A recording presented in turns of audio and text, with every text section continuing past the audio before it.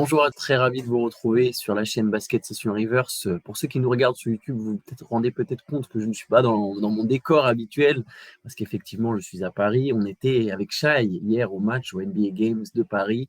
Et Shai, le moment le plus fort de la soirée, ça s'est pas passé sur le terrain, ça s'est passé aux toilettes. Ça commence très bizarrement dit comme ça, mais on a croisé Ronaldo.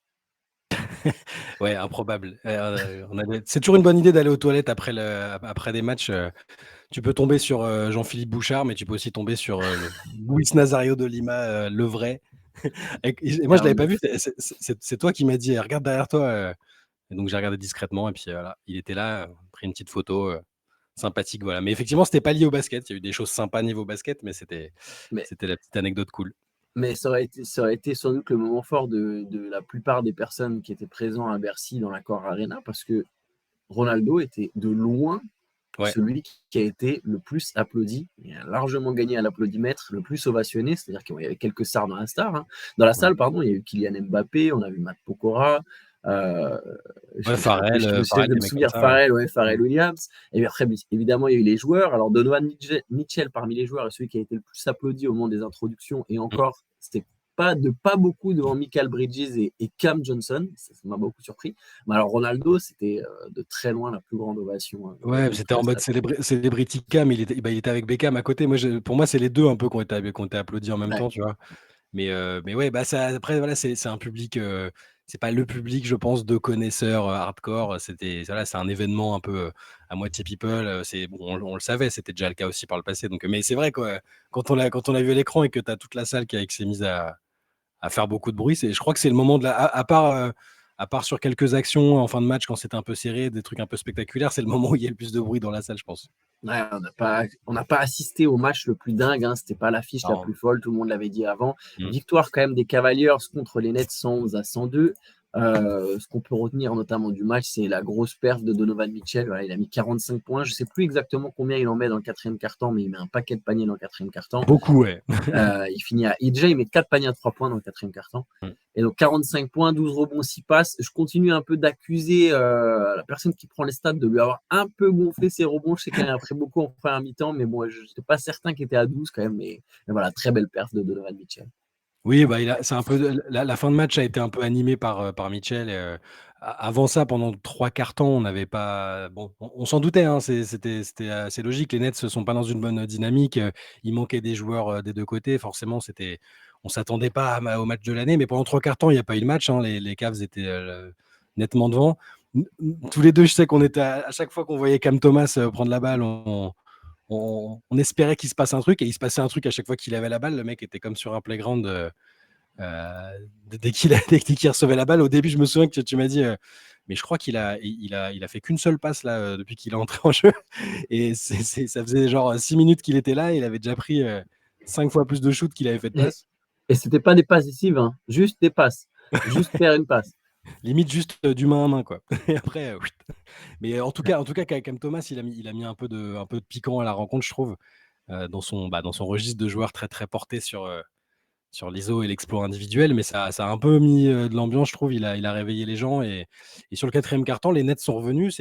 Bon, les Cavs sont lâchés, mais les Nets sont revenus, et ça a donné un match un peu plus intéressant dont Mitchell a tué le suspense aussi, hein.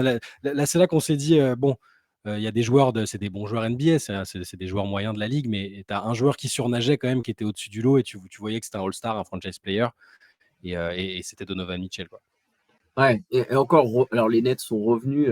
Donc, ils ont juste permis à Jimmy Bickerstaff de trouver une excuse pour laisser Mitchell plus longtemps et pour que lui aille chercher ses 45 points. Dès le début du match, je crois que c'est lui qui met les 6 premiers points. On s'est tout de suite dit, lui, il va Mm, tenter d'aller taper le record sur un match en Europe. Il va aller mm. chercher ses 50 points. Au final, bon, il s'arrête à 45 parce que bon, si ça avait été un peu plus serré, avec plus de lancers, il allait sûrement chercher les 50. Ouais. Il a mis des sacrés paniers quand même par moment. Tu sens effectivement, comme tu as dit, qu'il y a un talent individuel qui est supérieur à ceux des autres joueurs sur leur terrain, même si Cam Thomas a été très bon aussi pour aller chercher ses tirs.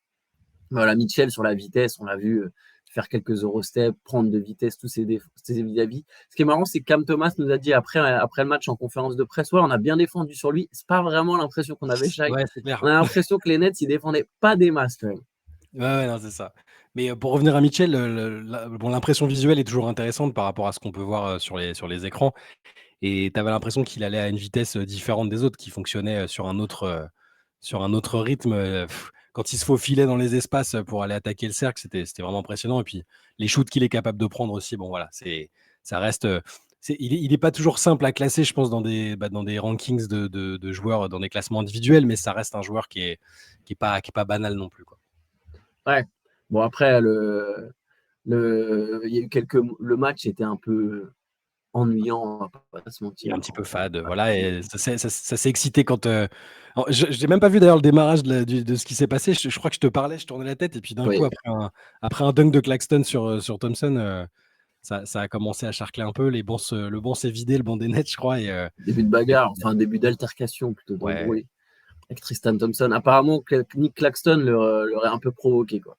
Bah, c'est ça, et c'est du taunting. Il a pris une technique pour taunting après le dunk, tu vois qu'il lui dit deux trois mots et Thompson qui était, je pense, un peu agacé parce il s'était bien fait siffler sur la ligne des lancers. Puis il y Bon, avait comme eu du hack Thompson, en fait, et juste Ake avant. Thompson, voilà, et puis il a commencé à en rater un avec un airball. Les gens se sont moqués, lui il rigolait, puis derrière il en a tellement raté que je pense que ça l'a un peu frustré et que l'autre lui dunk dessus, ça l'a. Bon, je pense qu'il a dégoupillé, quoi. Mais ça, mine de rien, ça a quand même relancé les Cavs parce que c'était un Mm. moment, je crois, sur ce dunk, Brooklyn passe sous les 10 points. Et voilà, il y a eu temps mort, enfin, il y a eu temps mort, et il y a eu un peu Mm. cet épisode. Et derrière, Mitchell, il a plié le match avec quelques paniers à 3 points. C'est incroyable d'ailleurs. Il en met, je pense, deux ou trois de suite, deux de Ouais. suite, dont un avec un espèce de step back où il arrive à se décaler de 6 mètres sur le côté, à prendre un tir Ouais. contesté, il le met. Mm. Mais ouais. Bon, après, je- l'ambiance globale de la salle, comme tu l'as dit, c'était pas le plus fou. Calderon s'est fait siffler un peu quand même au moment où ils ont Ouais, c'est présenté les vrai. NBA Legends, ça nous a fait plaisir. On s'est dit, il y a au moins 10 connaisseurs dans la salle, en sachant que quand on avait remarqué sa présence à Marcel Cerdan pendant les entraînements, bah, j'ai dû retenir Antoine Pimel qui était prêt à partir sur lui voilà, pour venger toutes les années d'exactions J'allais faire espagnoles une sur les Nicolas Français. Batum. Voilà, Batum. Mais non, non, mais bon, on a vu qu'il y avait quand même quelques supporters de l'équipe de France qui se souvenaient de ce qui s'était passé. Mais globalement, de toute façon, bah, on connaît, on sait comment ça se passe. Beaucoup des gens qui étaient là, c'est pas des fans hardcore. Enfin, il y en a qui ont payé très cher parce qu'ils sont des fans hardcore, mais c'était forcément grand public, pas au niveau des tarifs, mais au niveau de la présence. Il y avait des gens invités, des gens qui n'étaient pas forcément des ultra connaisseurs du basket. C'est un peu la loi de ce genre d'événement. Ce sera peut-être, je sais pas si ce sera le cas l'année prochaine si les rumeurs se confirment. Oui, bah, on peut parler peut-être un peu des rumeurs. Ouais. Parce que je pense que les rumeurs pour ça. Bon, allez, ouais, on peut Oui, dévoiler oui, un peu. De toute façon, bien sûr. Parker, il a déjà commencé à en parler. Il y Oui, aura deux matchs. je pense même qu'il va il va pas se Ouais. faire taper sur les doigts, mais il en Ouais, a parce dit que plus que ce qu'il devait dire, ouais, je pense. Adam Silver avait pris un peu plus de pincettes pour faire Mm. comprendre que dans un futur proche, il misait de jouer multiple games. ESPN est resté là-dessus. Parker lui a mis les deux pieds dans le plat. Il y aura a priori deux matchs, donc ce sera sans doute voilà, les deux mêmes équipes, elles vont venir, elles vont jouer soit un back-to-back, soit deux matchs en 3 jours. Je pense Ouais. pour la NBA, c'est une occasion de remplir 2 fois la salle parce qu'on connaît déjà plus ou moins l'équipe, c'est les Spurs. Donc il y aura Ouais. les Spurs et il y a d'autres rumeurs qui circulent. Je ne sais pas à quel point on peut. Non, bah, non, mais c'est des rumeurs. On peut dire que ce sont que des rumeurs, mais le bruit de couloir, c'est que donc ce serait les Spurs en back-to-back contre une équipe de l'Est qui, pour l'instant, serait Indiana, mais c'est vraiment, pour l'instant, c'est de la spéculation. Silver n'a pas confirmé. Et pour la salle, c'est pas arrêté non plus, hein. Ils savent pas s'ils vont refaire Bercy ou s'ils vont voir plus grand, peut-être à Nanterre notamment. On sait que C'est c'était le en fief de discussion. Wembanyama. Voilà.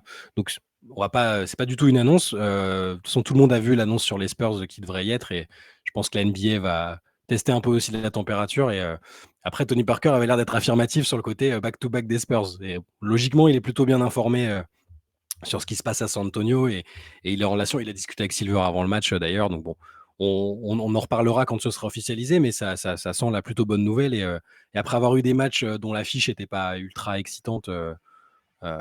Chicago-Détroit l'année dernière. Bon, c'était des équipes historiques, donc il y avait toujours cet attrait-là, mais celui de cette année, par la force des choses, c'était compliqué. Là, San Antonio, quel que soit l'adversaire, et si en plus c'est une équipe comme les Pacers, ça risque d'être sympa. Ouais, de toute façon, la NBA aura sans doute envie de mettre le paquet parce que je pense qu'ils ont forcément vu ou entendu d'une manière ou d'une autre que l'affiche a été critiquée. Mm, La NBA lit quand même ce qui se passe. bien sûr. Alors, je ne dis pas qu'ils lisent tous les tweets, mais il y a eu même des articles dessus. Elle est consciente. Euh, voilà, les équipes ont essayé de jouer le jeu, mais bon, les Nets sont quand même limités. Les Cavaliers, il leur manque des stars. Mm.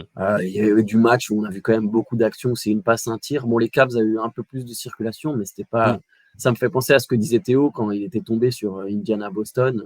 Ouais. Voilà, la conférence Est, c'est pas toujours l'élite Oui, niveau talent et basket, quoi. On va pas se mentir. Il y a beaucoup de 1 contre 1. Hier, s'il n'y a pas Cam Thomas qui enflamme un peu le match en Mm. première mi-temps, ça finit à moins 30 pour les Nets à la pause, hein, moins 35 même peut-être. Ouais, voilà, c'est ça. Après, faut remettre les trucs en contexte. Je pense on se le disait entre nous. Bon, il y a entre le décalage horaire, le fait que c'est un Ouais, contexte très particulier. Les joueurs eux-mêmes le disent, ça peut ressembler à quelque part à un match d'exhibition, à une forme d'All-Star Game. Il y a le des Star Game, ouais. sollicitations médiatiques auxquelles ils sont pas. Alors, ils sont habitués en saison. Hein, ils ont tout à chaque fois, après chaque match, ils répondent à des sollicitations médiatiques. Mais là, voilà, ils visitaient des trucs, ils se déplaçaient. Voilà. Et d'ailleurs, ce qui est marrant, c'est que tu as 2-3 joueurs qui étaient incertains avant le début du match pour des motifs un peu obscurs. Après le match, Jacques Vaughn a dit ouais, Dinwiddie et Finney-Smith c'était pas très bien, on savait pas s'ils allaient jouer. Bon. Nous on a supposé qu'ils étaient partis, ils étaient partis faire une petite virée pour découvrir la ville. Donc voilà, c'est un contexte particulier. Moi, je blâme pas les équipes pour pas avoir fait une performance exceptionnelle.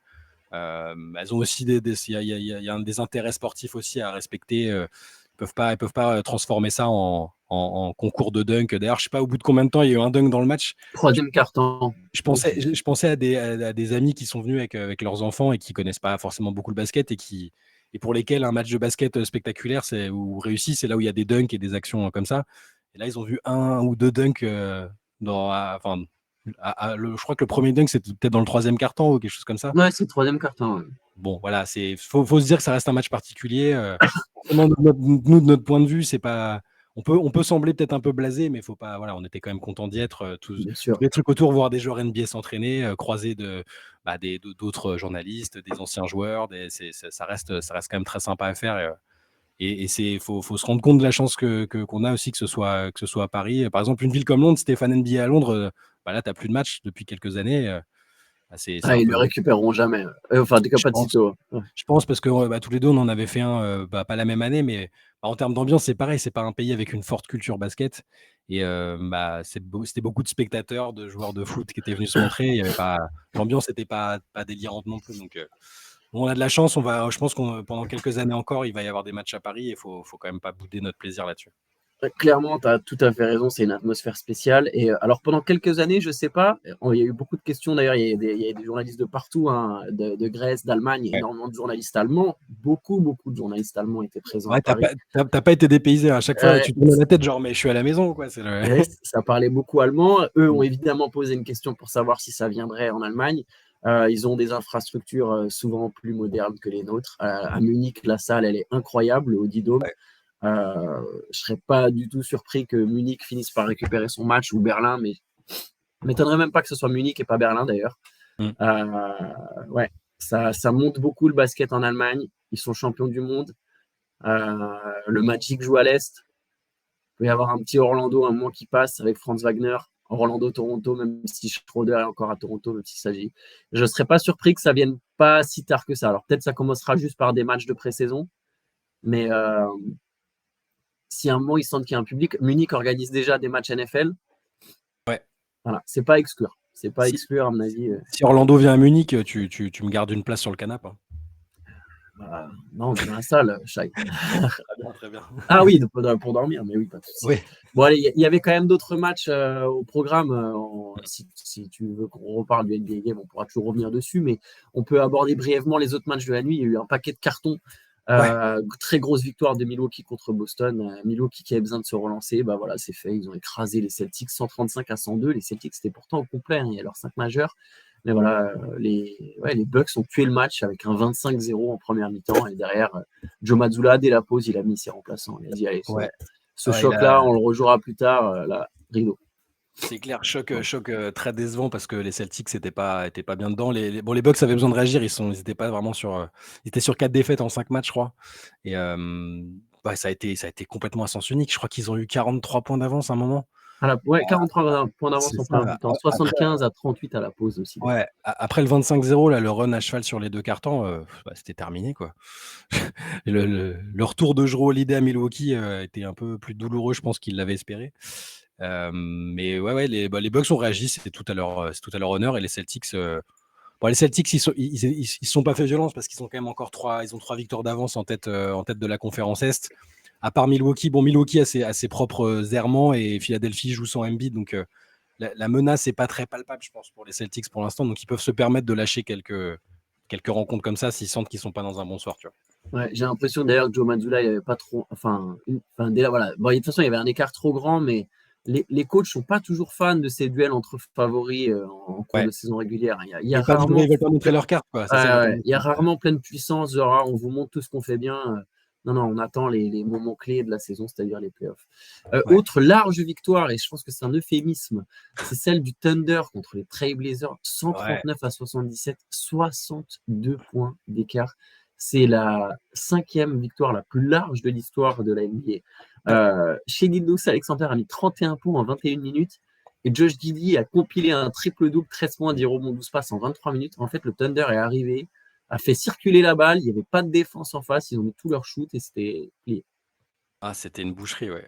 C'est deuxième plus lourde défaite de leur histoire à Portland, donc ça veut dire qu'ils en ont 2 dans le top 5 quand Ah, ils même. en ont deux dans le top 5. Ouais. C'est bon, c'est pas un record qui est très très enviable, mais ouais, Portland n'a pas du tout existé. Le Thunder a assumé son statut de favori, alors qu'il y a parfois des équipes qui galèrent contre les équipes mal classées, hein, des équipes de tête qui galèrent contre des équipes mal placées. Là, ça n'a pas été du tout le cas. Et OKC joue à quelque chose à jouer quand même parce qu'ils sont en train de mettre la pression sur Minnesota et Et ben, ils ils sont à sont premiers égalité. égalité. Hein. Premier, ouais. Voilà, c'est ça. À ce stade de la saison, 26 victoires, 11 défaites, c'est beau. Et comme on le disait, je ne sais plus dans quel cadre, podcast ou late session, je ne me rappelle plus, mais je pense que la hiérarchie de l'Ouest va quand même changer par rapport à ce qu'on a vu sur la première partie de saison où Minnesota, quasiment du début à la fin, était en tête. Je pense que Denver et OKC vont passer devant un moment, même s'il n'y aura pas un écart gigantesque. Je pense ça va être un peu redistribué. Ces 3 équipes-là Même vont les quand Clippers, même. hein. Les Clippers sont encore en course pour la Oui, première place. Hein. c'est vrai. Il y a que deux victoires d'écart. Hein. T'as raison, ces 4-là vont.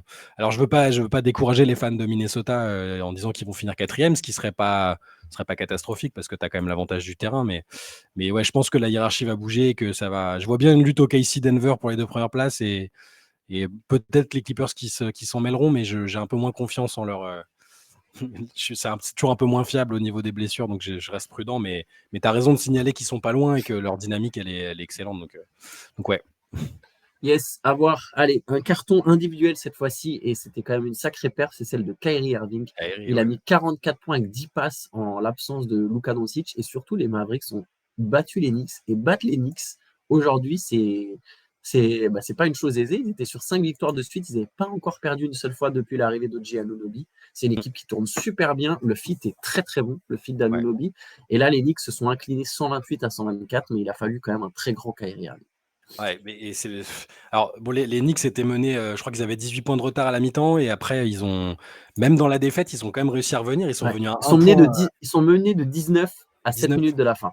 À Ouais, 7 minutes de la fin, dans le et quatrième juste quart. avant la dernière minute de jeu, il y a Di Vincenzo qui met un panier à 3 points. Ouais, je crois que c'est à Ouais, 3 points. pour revenir à un point, 102, 101, c'est leur 24-5. Ils ont passé un 24-5 en quelques minutes. Voilà, et bon, et à la fin, tu as Josh Green qui remet un shoot et du coup, ils reprennent le large. Mais les Knicks sont quand même battus. Il faut quand même souligner qu'il n'y avait pas Luka Doncic, qu'il n'y avait toujours pas Derek Lively. Donc, il y a eu, comme tu le disais, Kyrie a fait un match énorme. Il n'y a pas Dante Exum non plus. Il leur manquait Il n'y a 3 pas Dante titulaires. Exum qui joue, c'est vrai qu'il joue beaucoup cette année.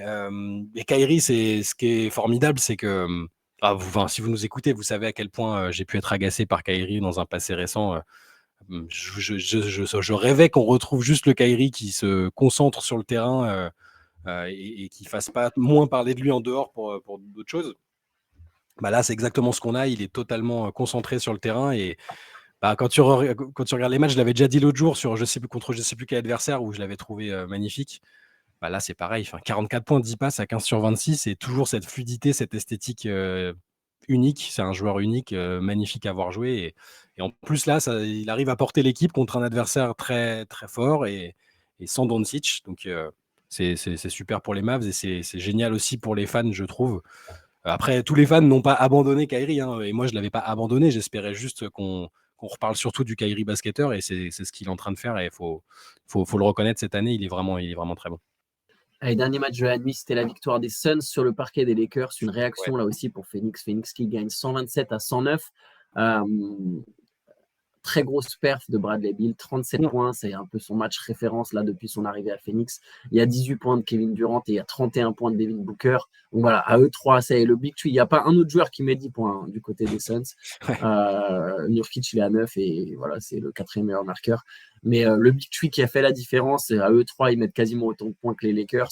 Les Lakers, c'est l'inverse. Il n'y a pas un joueur qui s'illustre. Même LeBron finit à 10 points, 13 points pour Anthony Davis. Bon, il y a 19 points en sortie de banc de D'Angelo Russell, mais bon, une partie, c'est qu'on s'est plié. Donc voilà, Match à sens belle unique. victoire des Suns, ouais, match à sens unique et belle victoire des Suns qui se relance un petit peu. Ouais, ils ont eu 32 points d'avance à un moment dans le quatrième. Darvinham avait déjà vidé son banc. LeBron il met 10 points juste pour préserver la série, je crois. Ah oui, Il il a est fait 10 points points. pour. 10 points, 9 passes, mais ouais, alors là on a retrouvé les Lakers d'avant leurs deux matchs, les deux matchs qu'ils ont gagnés juste avant. Là, c'était sans énergie, c'était sans idée. Même contre une équipe des Suns qui est pourtant elle aussi portée par des individualités, mais qui n'a pas encore vraiment un style de jeu très collectif et très marqué. Ouais, là, les Lakers, c'était quand même pas fou. Et c'est la 11e défaite en 16 matchs pour les Lakers depuis qu'ils ont gagné la NBA Cup. Alors, je sais que ça les agace beaucoup quand on reparle de cette NBA Cup, parce que LeBron, l'autre jour, il s'est un peu fâché en disant non, mais les gars, en gros, c'était que 2 matchs, Ouais. ça n'a rien changé. Je sais pas, moi, je pense que ça a quand même eu un impact, pas sur la fatigue ou quoi, mais sur le côté. Sur le côté, ouais, on a un moment d'euphorie en milieu de saison et derrière, il y a une redescente. Et c'est pas si facile que ça à gérer et il le gère pas très bien, je trouve. Alors il y a eu du mieux sur les 2 matchs d'avant, mais là, clairement, c'était pas fou. Et tu as raison de parler de Bradley Beal genre, si c'est cette version-là de Bradley Beal que les Suns ont jusqu'à la fin de la saison, le temps, ils vont avoir le temps de trouver bien leur repère ensemble et d'enchaîner les matchs. Là, ça change quand même pas mal de choses. C'est-à-dire, quand les trois sont ensemble, quand tu as Kevin Durant, Bradley Beal, Devin Booker, il n'y a personne qui peut défendre là-dessus de manière décente. Donc, il faudra voir si les autres après se mettent aussi au diapason et si collectivement ça tient la route. Mais c'est quand même difficile, c'est difficile à jouer. Si t'es pas dans une bonne dynamique, tu te prends Bradley Beal, Kevin Durant et Devin Booker. Voilà, bon courage. Ouais, c'est clair, il y a énormément de talent. Après, bon, cette équipe, j'ai quand même énormément de mal à y croire, mais bon, ils vont pas être simples à jouer en playoff. Parce que je pense que pour le coup, ils sont quand même un peu mieux. Il y a des puissances sur le déclin. Là, on a les Suns, les Lakers, les Warriors. C'est quand même 3 des 4 derniers finalistes à l'Ouest. À chaque fois avec une superstar historique, que ce soit Curry, Kevin Durant, LeBron James. Donc voilà, il y a un peu un changement de génération. J'ai l'impression que les Suns sont quand même la seule des 3 équipes qui est capable un petit peu de se. Ça me fait. Voilà, je sais que pourtant j'ai souvent milité pour les Warriors, mais j'ai Attends, c'est l'impression pas que c'est fini parce compliqué. qu'avec ce qu'on a vu hier, visiblement, Curry est le seul joueur intransférable des Warriors. Ouais. Euh, on va voir si c'est juste des menaces, un coup de pression, genre bougez-vous ou tout le monde va être tradé, ou s'il y a vraiment s'il se pose vraiment la question de lâcher même peut-être des joueurs historiques. On verra, on en reparlera parce que la trade deadline arrive et qu'on traitera ça en long et en large, mais la question va se poser, ouais. Yes, bah écoutez, on va se laisser là-dessus. On va se retrouver demain pour le 6e CQFR, ce à quoi il fallait répondre, hein. Voilà, on répond à vos questions tout au long de la semaine. Vous les envoyez sur CQRFR, non, CQFR.river, pardon, j'ai plus l'habitude. T'es contaminé, ça y est, on s'est trop vu ces derniers jours, c'est pour ça. CQFR.rivers@gmail.com. Voilà, Voilà. vous envoyez toutes vos questions et nous, Théo les sélectionne et on y répond. Donc voilà, donc ça sera posté demain. Et écoutez, je vais vous souhaiter à tous un très bon week-end. Ouais, bon week-end. Ciao, ciao.